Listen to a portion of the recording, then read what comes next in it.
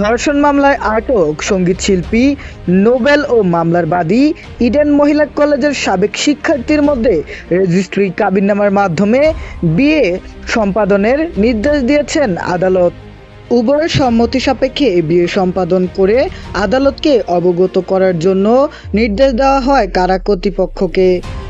বুধবার 18 June Dhaka metropolitan magistrate Nazmin আক্তারের আদালতে নোবেলের আইনজীবী একটি আবেদন করেন।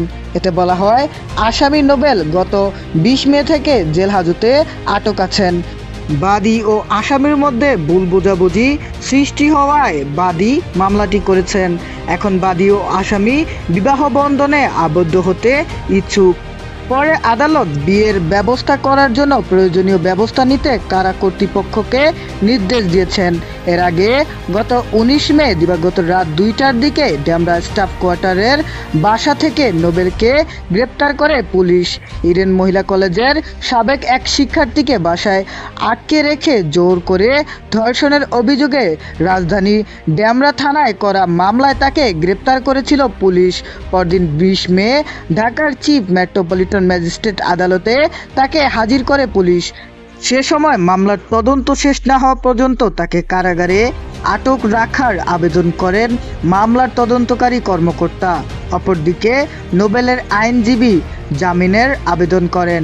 উভয় পক্ষের শুনানি শেষে ঢাকা মেট্রোপলিটন ম্যাজিস্ট্রেট জিয়াউদ্দিন আহমেদ তার জামিন নামঞ্জুর করে কারাগারে পাঠানোর আদেশ দেন। 2018 সালে সামাজিক যোগাযোগ মাধ্যমে নোবেলের সঙ্গে পরিচয় হয় ইডেন কলেজের ওই ছাত্রীর। এরপর তাদের মাঝে যোগাযোগ হতো। গত বছরের 12 নভেম্বর মোহাম্মদপুরে দেখা করার পর ওই ছাত্রীকে স্টুডিও দেখানোর কথা বলে ডেমরার বাসায় নিয়ে যান নোবেল। ওই বাসায় গিয়ে ছাত্রীকে আটকে রাখেন তিনি। তখন ছাত্রীটির ফোনও ভেঙে ফেলা হয়, তাকে মারধর ও ধর্ষণ করা হয়। এমনকি ধর্ষণের ভিডিও মোবাইলে ধারণ করে ব্ল্যাকমেল করা হচ্ছিল। পুলিশের দাবি, এসব কর্মকাণ্ডে নোবেলের 2-3 জন সহযোগীও জড়িত ছিলেন। 7 মাস ধরে ছাত্রীটি ওই বাসায় বন্দী ছিলেন।